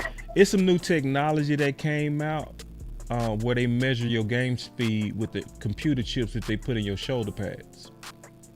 Oh, word? Yes. So that's how they track Diggs. And they found that Diggs had the fastest game speed in the league, even over Tyreek Hill. Wow. Yeah. So the new science of game speed is now actually able to be measured because of those computer chips. And you seeing that them 40s and game speed don't match sometimes. And to be honest, and I'm being all the way honest, Xavier Worthy, he does not look like a 4.2. He does not. I'm just being honest. When you watch his tape, he look fast, but he don't look world class speed. His tape does not. You know, I'm just being honest. So like Tank Dell look faster than Xavier Worthy, but when you put on them track spikes and you say go run straight, oh, you look great. But when you put on the football pads, you look different. You know what I mean? So I'm just keeping it real. So the science is caught up on that. Yeah. Well, yeah, boss. Well, that's all I had, man. And I appreciate y'all. Y'all keep doing y'all work for real. No, appreciate you, Chris 214. Always, big dog. Yes, sir. Hey.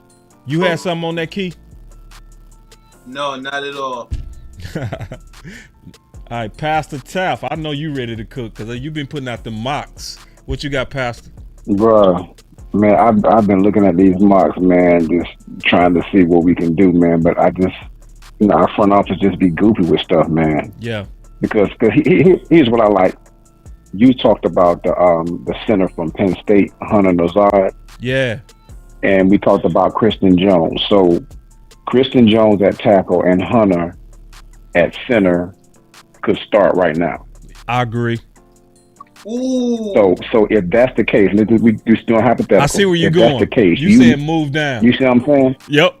Bruh, I'm saying I think we need to trade back regardless. Yeah. Regardless, because we need to pick up some picks. We can pick up some picks either in the second, third, or fourth round. I think you trade back regardless with somebody in the first round.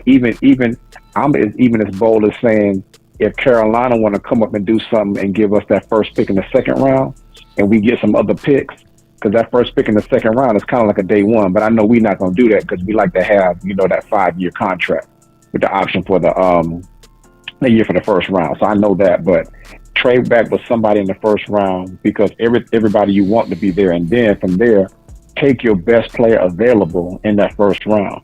Because let me ask you, do you think Graham Barton is better than Hunter Nazard from Penn State at center? Yes. Okay, so if that's the case, then if Barton's there, you get him. I know you don't like JPJ, but what about Zach Frazier? I like Zach Frazier. Yeah. I like Zach Frazier. See, I love Zach Frazier because he play football the right way. I look for guys that I see them guys that I say you don't have to ask them to look for work. They looking to punish somebody, and he sets the proper tone. Now, the funny thing I said about him, I said he's laterally fast. He's straight line slow. Yeah, I know what you mean by that. Yeah, that's like the difference. Somebody having speed and somebody being quick. Exactly. So he go pick up the blocks good, but if you trusting him to pull, it's gonna be slow motion. Well, let me ask you this. Let me ask you this then. If that's the case, then let's say you trade back. You had 24. You got 7 picks to work with somebody. Kansas City like to come up. Baltimore like to come up. They like to do that. So you got one of them. So you know that they're going to offer you at least maybe another third round, which is just as good, as a definitely just as good as the fourth round. If that's the case, then do you go best player available in the first, or you go best tackle available? Because in the second round, you probably, the dude from Penn State, he's going to be there in the second or third round. He's not going to go in the first round. We know that. He's not. So why not get the best? No, I agree. So what about get the best tackle available? No, I agree. Get the best tackle. Just get the best tackle. You know what I'm saying? Get the best tackle. Or you could do this. Go ahead and get the best receiver. I know we're not going to do that. Get the best receiver in the first round, whoever's there. I would even get Leggett in the first round because he's not going to come to us unless we early in the second round. Get Leggett or somebody like that, and then you got picks. You can get the center from Penn State. You can get Christian Jones from Texas. Or you might feel like Kingsley or maybe Jordan Morgan are better than Christian Jones. You go ahead and snag them in the first round. And then the second round, you try to get your linebacker. I don't know if Adrian Cooper's going to be there, but you got like your boy Cedric Gray. I like the cat from Kentucky, man, and the linebacker from Kentucky. I'm gonna have to go take another look, cause what's his name, man? Let me get his name. You know his name? Yeah.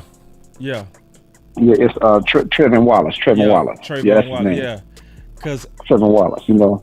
I hated how he played against Bama. But I'm gonna go take another look, like, Yeah. because I'm very big on big games, like that can make or break you to me. You know what I'm saying? But I've been hearing so much about Trayvon Wallace that I'm gonna have to go double check my work on that, because everybody can't be wrong. You know what I mean? Like, so. No, you can have a bad game, man.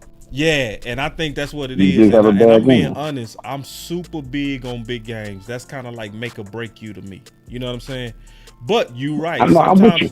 And sometimes you right that sometimes you judging somebody's game and they could have been playing through an injury.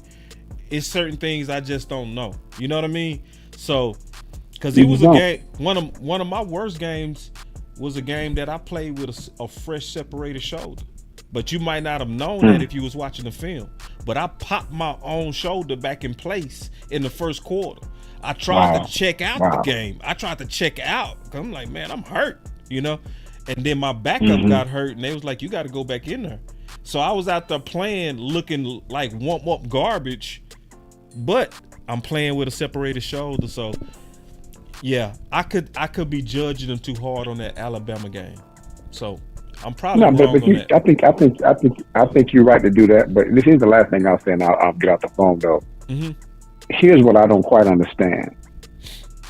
If Michigan has a power running game, why are we not thinking about anybody from their O-line? If they just won a national championship, they come at you, they run the ball, they nasty, they physical. That's the mentality there. Somebody on that O-line, I'm not saying they got to be a first round pick, but I know they got a center as well. They got some folks on that O-line that's coming out too, man. Like I'm trying to think about championship pedigree too. Yeah. And look at that, man. So, but I hope we do. Balls. I hope we do. Michigan, they got some balls on both sides of the field. On both sides of the field, man. You know what? Yeah, the linebackers now. I'm gonna shock some people when I give my quarterback rankings. I'm gonna shock some people because I'm actually high on. You ain't. I know you. I'm high on McCarthy too. But I'm very high. I'm high on him too. I'm impressed with McCarthy. You know who I'm not high on though. I'm gonna be honest. I'm not high on Drake. I ain't high on Drake. I really ain't high on Jaden either. I'm not high on Jaden Daniels either. I'm not hate on him. I'm not. And Caleb can do a whole lot of stuff, man. But I'm telling you, man, the best quarterback in the draft is Michael Penix Jr., bro. I'm looking at him at the eye test, bro. Ain't nobody as accurate as him. Yeah. There's nobody that's accurate as him, man. For real, man. I don't get it. I know he old and got the knee injuries and other people like kind of shade about that, man. But to step back there and pick you apart, man. He had one bad game because his O-line couldn't handle with Michigan, man. With them dogs that Michigan had. He had one bad game. That dude can throw the ball, man. Nobody in college threw the ball like Junior, bro, downfield. Nobody. Bruh. Nobody burned teams vertically better than Junior. Period. Now, mechanically, you can knock him mechanically, but you cannot knock him on where that ball was landing. You know what I'm saying? Nah. Hey, listen, boss. I agree with you. Boss, you can knock Mahomes mechanically. Yeah. His mechanics are horrible, bro. Yeah. But he get the job done. Yeah. I play quarterback, man. Nah, bro. I'm just saying, but whatever it is, I'm still for these boys, man. So I just hope we trade back, get some more picks, and and really get some of these guys, some of these old linemen down there, like, cause we need a receiver, bro. We just need a dog receiver, like a big receiver, to just to do something, man. But I don't know if they're gonna do it. But we gotta wait and see. We have to wait till I don't know if they're gonna do it. This is the year to get that receiver. This is the year. I know, that's what I'm saying. Especially when you got the O-lineman. You talk about the cap in Penn State and you got Christian Jones. You got day one ready O-lineman that you don't necessarily have to get in the first round. But I do understand that if you got like a Kingsley, you got a Jordan Morgan or a Tyler Guyton or a Graham Barton or somebody like that, you kind of want to show up that middle. And I would probably say, be honest with you, Pastor, I would probably go Barton. I'm actually with you. Like, if you got enough, if Mims, Barton, and Kingsley sitting there, move down. Move down. Yeah. Like, cause I'm gonna be happy with any three. Like for real, I would be happy Anyone. with any one of those. So go ahead and get the extra pick because any one of those gonna be starter grade. Right. That's what I'm saying. So if you get one of those starting tackle, you know you got the cat from Penn State. You know that you can come down and get.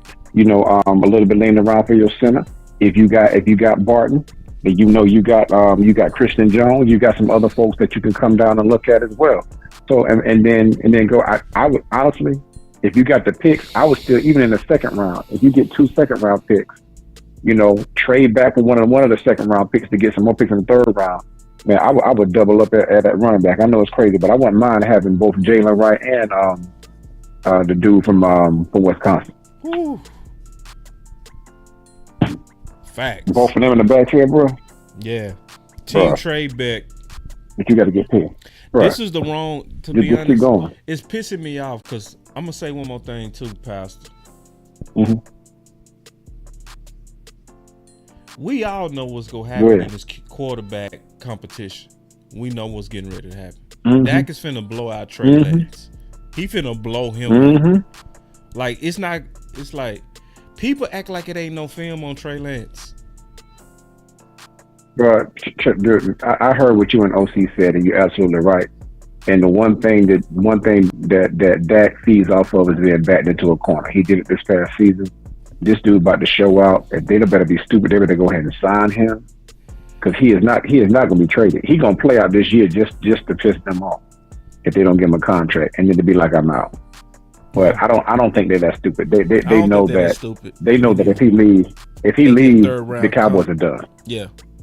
And they can get up on. They'll be done. They ain't stupid. They not stupid. They ain't stupid. They go sign him in August. They gonna sign him. I think they go hype up this competition for ratings, right? Everybody know that and trade value and trade value. Yeah. I don't know if they're that trade smart. value. I hope they that smart. I really do, Pastor, but I don't think they're that smart. They are, man. They can. You don't be a billionaire by being dumb, man.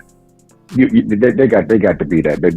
They just play. This is just what they do. They play with him. It's almost like they just mad he ain't Romo.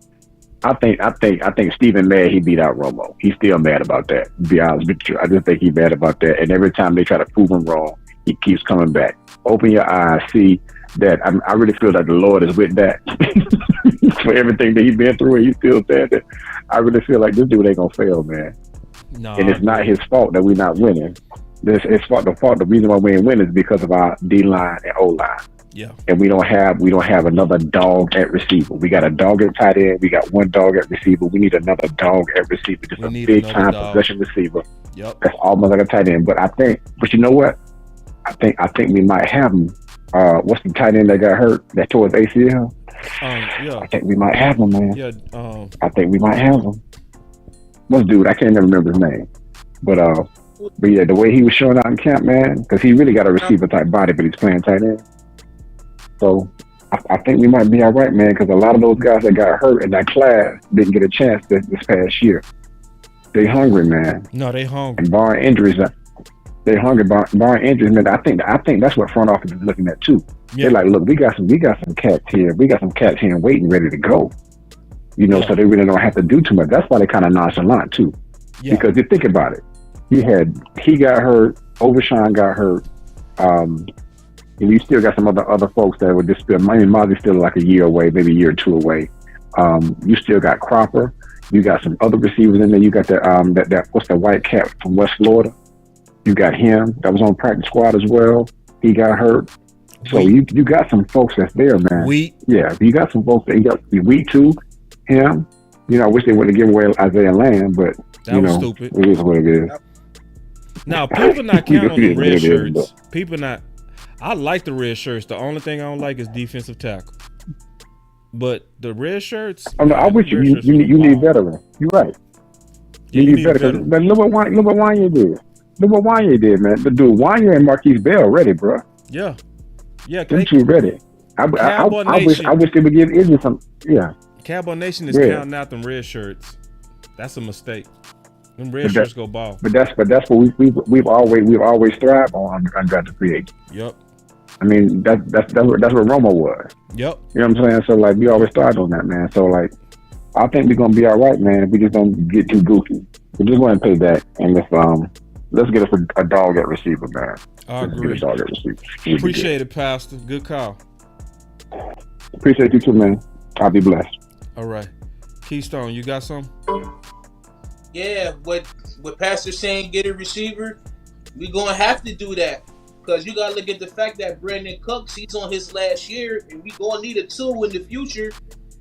And knowing that CD's the one, he's gonna need help. We don't want to go back in time. We gotta have 2 receivers and get them ready. So we gotta get a dog and get it early. This is the year to do it. Yes, it is.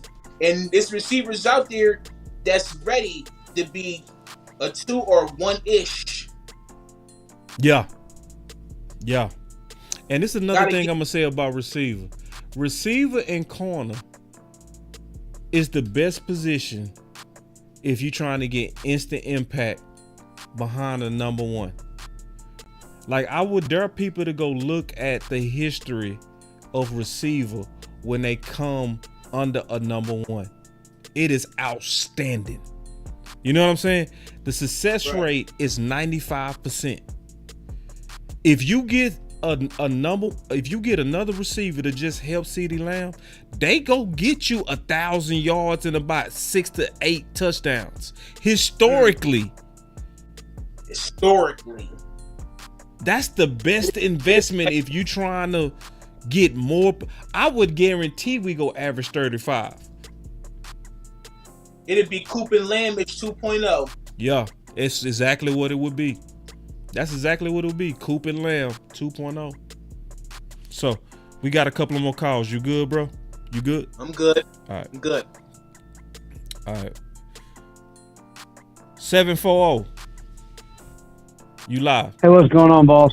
What's up? Hey, just so you know, I can't really hear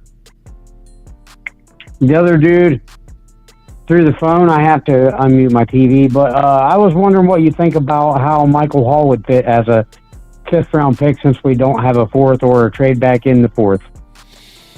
I love Michael Hall, but I said early on the show, as much as I love these DTs, I still will want us not to draft them just to force us to go get a veteran, because I think you're putting too much pressure on any DT to come in and be instant impact, because it generally does not happen. Most of them take about 3 years before they get their veteran legs and before they really turn the corner.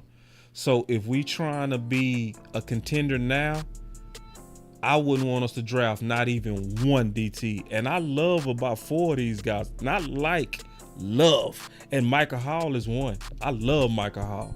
It's just, you know how it is. Sometimes you got to take it away just so they do the right thing. You know what I'm saying? Yes, sir. But I'm saying Michael Hall's like a 3, and you're talking a 1. We do need a Hankins type. I mean, like, if we have Michael Hall and Osa Aduaziga and a good 1-tech free agent, wouldn't that make us the man? I would like it then. Talking about love it, not like love it. Now see, because I know we still need a 1-tech. I'm not disagreeing there. Yes, we need a man eater, a trash can full of dirt. Exactly. But it's hard to turn down Michael Hall. It's just hard. It's, you know, he played football. He's the man. I've been watching. Yeah. I'm a Buckeyes fan. Yeah. I watch Choctaw talk to you guys, and like, I agree with a lot of what he says sometimes, but he carries it farther than me. Yeah, nah, I agree with him on Michael Hall. He was the first person to actually tell me about Michael Hall. So I went behind him and I was like, Michael Hall, the dog. Nah, he play football the right way. You know, I call them types, they play it the right way. Just consistent motor, old school, hit you in the mouth, just old school football. He's not big enough to be a 1-tech, but he can still play 1-tech because of his pure athleticism. Yeah, and I wouldn't count on that all the year time. 1. Not year 1, but by year 3, I can see that. Yeah, like Micah. like Micah, he would wear out by the end of the year if you had him playing one tech too much. Exactly. Same thing happened with Osa. You can't keep using people out of position all the time, but you can use people out of position at times to benefit your team, and that's what our team has struggled with. Yeah. So. Yeah. I appreciate it, man. Good call. And then my boy, Mr. C. Thank you, sir. No problem. Mr. C, good night, bro. And I really appreciate, man, you did a good job tonight. Your comments was outstanding. Sure. Your comments was outstanding. You really did a real good job, Mr. C. I don't know who you are, but you did a real good job. Like, for real, I was watching your comments. You really had some good thoughts, some good ideas. So you really did a good job, and you really know these players. Real talk. Good night, brother. We got one more call, Keystone. All right. Prince. Hey. What's up with it? Hey, boss. What's going on? Hey, nothing much. Hey, okay, you consider at 24 best player available, not position of need. Like, who would, if somebody like Ecker or a lineman, like somebody that's not a offensive lineman or. You breaking up, Prince? Hold on. What's up, Dave Walker?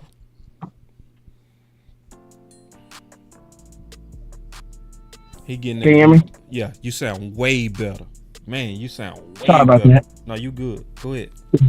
Oh, yeah. So my question was, boss, who would be the best player available? If not a lineman or a linebacker in the first round or at 24. Ooh. Who would you like? Man, that's a hard question, man. I would say Troy. Mm-hmm. Troy. Okay. Yeah. Okay. Because I agree with old boy when he was saying, like, yeah, you were right, boss. Like, if you want to get an impact player, receiver that's the position to get in the first round. Yeah. It's like you want impact because the boys, what they got the front office, the Jones family, if I was them, they would have to hit every pick in this year's draft. First round to the 7th round. Everybody. I'm looking at drafting everybody that I get in the draft has to make an impact immediately. And see, Prince, I'm gonna be honest. I've been hearing that a lot. I totally disagree. I'm being all the way honest. Okay. See, because I think people looking at the fact that we didn't have free agent moves, and it's making people feel like we got a hit on every draft pick. But to be honest, your official team building door doesn't close until the trade deadline. You know what I mean? Yeah. And remember, it's gonna be a second wave of free agency because of the draft. Teams are gonna start releasing expensive players. You know, you see what I'm saying? So it's and that's what I think they waiting on for defensive tackle. I think they waiting for the draft to where these teams gonna say, you know what? We just drafted this young guy. We're gonna develop him.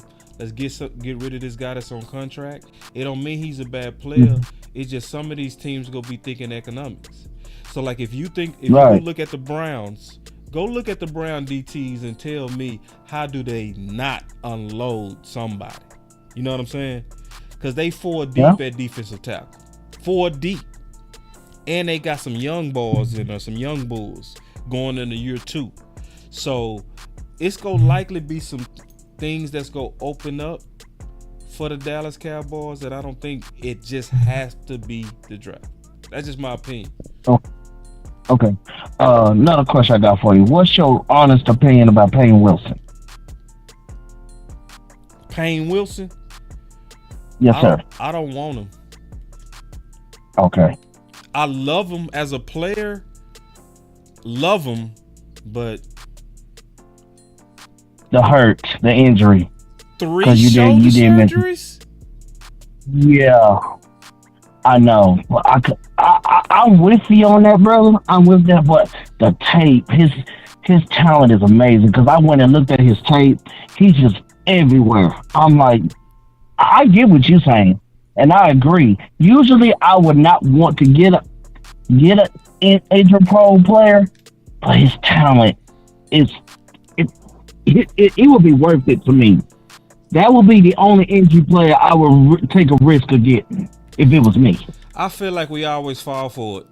I'm just being all the way honest. It's like I'm sick of that in the second round. I'm sick of it because we did the same thing with LVE. Everybody was warning that neck. They were saying it was teams that took him off the board because of that neck. And what we do, hey, let's take a chance. It worked for 1 year. Then see, yeah, but we didn't want LVE in the first place. Yeah, we did. Nobody wanted. Huh? Yeah, we did. I liked LVE. Yeah. I was like I wasn't happy with I like him. Let's take the chance. And I was wrong. We did the same thing with Jalen Smith. We going through it right now with Clark. Another one. We go. Clark started off with some courage. He saw LVE get hurt. He been passive. Like every time we take chances on the injured players, it's like I would rather go with a little bit less of a player, but that player be durable.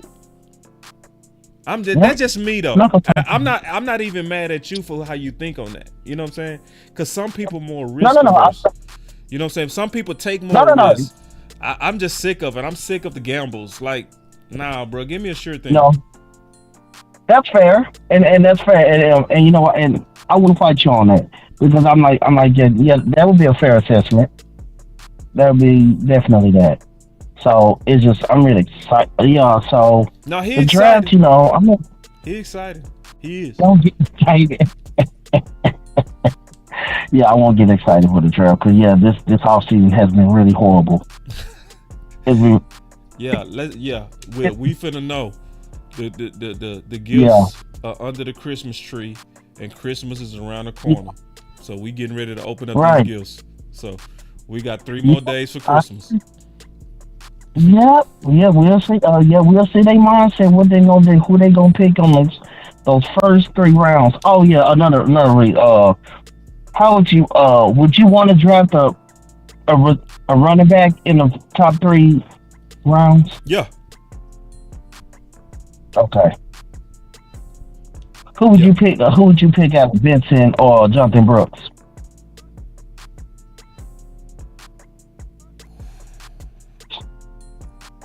Who would you pick out of Trey Benson or Jonathan Brooks? That's hard.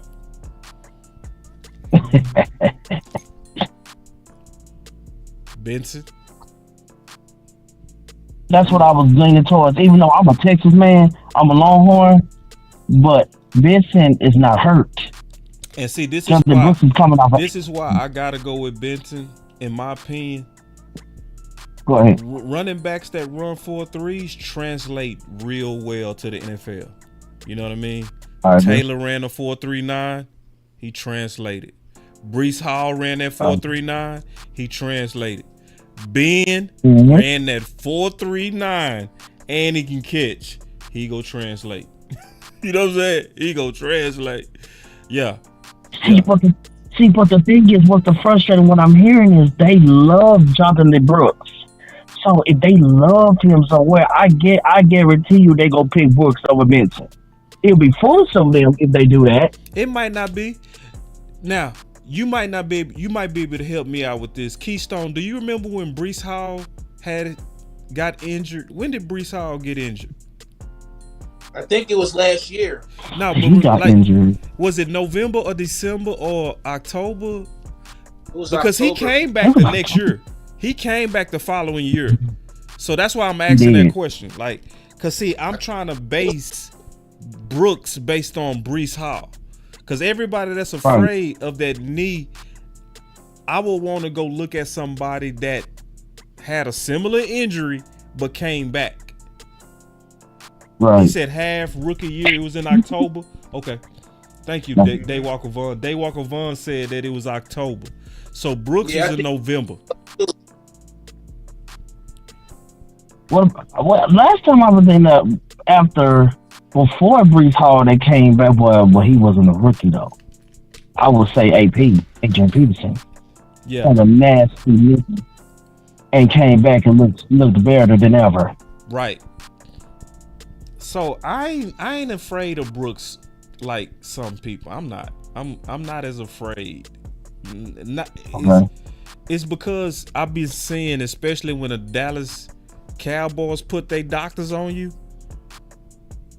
you come back way faster than normal. Like, think about Pollard. He was injured in January. Yeah. Steele was injured in December. Yeah. Both of them was ready for training camp. That's crazy. Yep, they were. That's very crazy. So I think Dallas got the best rehab dudes. Yeah, and somebody said Brooks can't hold Brees Hall jock. That's not my point. My point is availability. I see what you're saying. I get what you're saying. Right. I think Brees Hall is on another level too. But I'm just saying in terms of could he be available? And most would say Brooks would have been easily a top 2 running back in his class. So that's why we having that conversation. Yeah, if he getting hurt. And then what about Keon Coleman? Where would you grab? Man, Keon Coleman, man. He make all the sense in the world. You know what? I would grab him in the first round. Because we're not gonna be able to get him in the second round. You might. Remember DK Metcalf slipped. Yeah. DK Metcalf went past Tristan Hill. So it can happen. And remember that was the year that all the running backs went in the second round. AJ Brown went in the second round. Deebo Samuels went in the second round. And DK Metcalf. And it was a draft like this where it was a deep draft. And this draft deeper. You see what I'm saying? Yeah. So now he can fall. I feel. And then because he only ran a 4.6, people being stupid. They being real stupid about Keon. And there's some bad rumors out there on Keon. They acting like he can't separate. Just lies. You know what I mean? It's like, go ahead and be stupid. Be completely dumb. So I would have him. Would love to have him. You put him with CD and they both cousins. Oh yeah, I would love to have that. Ooh, of course. Ooh, them boys are going crazy. But man, he already want to be here because he already put it out there. He said he want to play with his cousin. He want to play with CD. Man, they would go crazy, bro. And I agree with Jalen Wright too. Somebody say Jalen Wright. Jalen Wright, low key, one of my favorite running backs. He might be my number 1 running back. He also ran a 4.39. So even over Benson, that's a surprise. He might be. He might be. This the final week. Y'all got to give me 2 more days to do my. It's gonna be cement by draft day. It's not quite cement yet, but by draft day, I'm a fully comb through all my debates, and I'm gonna have my final answers this week. Yes, sir. But man, Prince, let me conclude this, man. My boy Keystone been on for a long time. I want to, be courteous. My boy. I'm gonna see you Thursday night. Yes, see you sir. Thursday night, bro. Thursday night. Appreciate it, Prince. Yes, again, talking about Thursday night. Thursday night is going down. Yes, it is. Y'all coming. We're going to be at Shrek. Yeah, we're going to be in Arlington. Yes, all of us. Candy, your boy Law, Ray. And it's going to be, man, Dak Attack, man. And I ain't never did no content with Dak Attack. So this going to be crazy, man. This is going to be dope. Thursday, April 25th at 7 p.m. Y'all come kick it with your boy. All right, Keystone.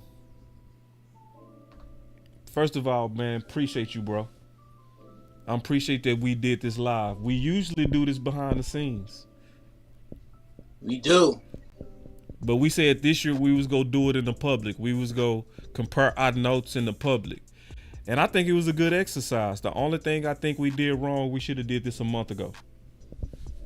Yeah, but that's all right, though, because sometimes you got to test drive. You know what I mean? This was a test drive. Yeah, it was a test drive. It's a test drive. Ain't nothing to trip on. Yeah, it ain't nothing to trip on. Yeah, we learn, we live and learn. You know what I'm saying? That because I think the reason why I felt like we dropped the ball because I don't think we gave the fans enough time to go behind our sleepers. You know what I'm saying? So we showed a lot of sleepers. We learned a lot from comparing notes from each other. I learned a lot from the chat, like people, who mentioned people that we didn't mention. But this is a very transparent exercise that we do because like I said before, people are always good at the top 50. It's when you get to that third day to where it get foggy. The goal of this is to give you some people that where you can still keep your eyes on and still have true excitement about because they have bland potential. They have Terrence Steele potential. You know what I mean? And so I know Keystone and me, we always excited all the way to the end of the draft. Cause we be like, it's still some of our guys are there. You know what I mean? And it's exciting when you sitting there like, ooh, yeah. So we ain't gonna make that mistake next year. We ain't gonna make that next year. What we gonna do? We go do this a month earlier. You know what I mean? So, what's your final words, bro? I'm thankful for all y'all out there that took the time to go live with us. And you already know, boss. Always loyal, never devoted, and might I add, forever grateful. Man. Peace. So we gonna be also seeing Keystone day 2 and 3 or just day 3? 2 and 3. I'll be there. All right. So me and Keystone go absolutely hold it down day 2 and day 3. We go likely do it as a group like we always do, where you go see the OC, you go see Lauco come in the building, Big Game James. Keystone always hold it down on day 2 and day 3. And like I said, the only reason the homie not gonna be there on day 1 is because we doing a live event, for the draft. We doing a Shakertons in Arlington, which is obviously finna be extra dope. I love, that we all blending and doing content together. But man, I really appreciate you, Keystone. I really appreciate you. And I really, really and honestly want more people to know about your sleeper files. I know enough people don't know about the work you do, bro. They don't. So we gonna do a better job next year of highlighting you as well as your sleepers. Bet. Got you. Boss Cowboy Sports. Where your voice matters. Look, moving too bossy, we don't tread softly, but not flossy, the streets done taught me, moving too bossy, we don't tread softly, but not flossy, the streets done taught me, I'm just tryna get my nigga paid. We came from Section 8, and I knew I was at since the 2nd grade. Man, I swear my time is coming, cause I'm never late. Came from broken homes and broken dreams to getting paid. Dollar bill, listen close, this is not a drill. Cause hungry trying to get a meal. I've been in light, who gon' pay a bill? I've been in action, been in traction, surplus with niggas lacking, shining light but still be blacking, red lights will stop the action, grand to go, even when it's slow. Higher heights to balance out the lows. Can't ride the wave cause you ain't got a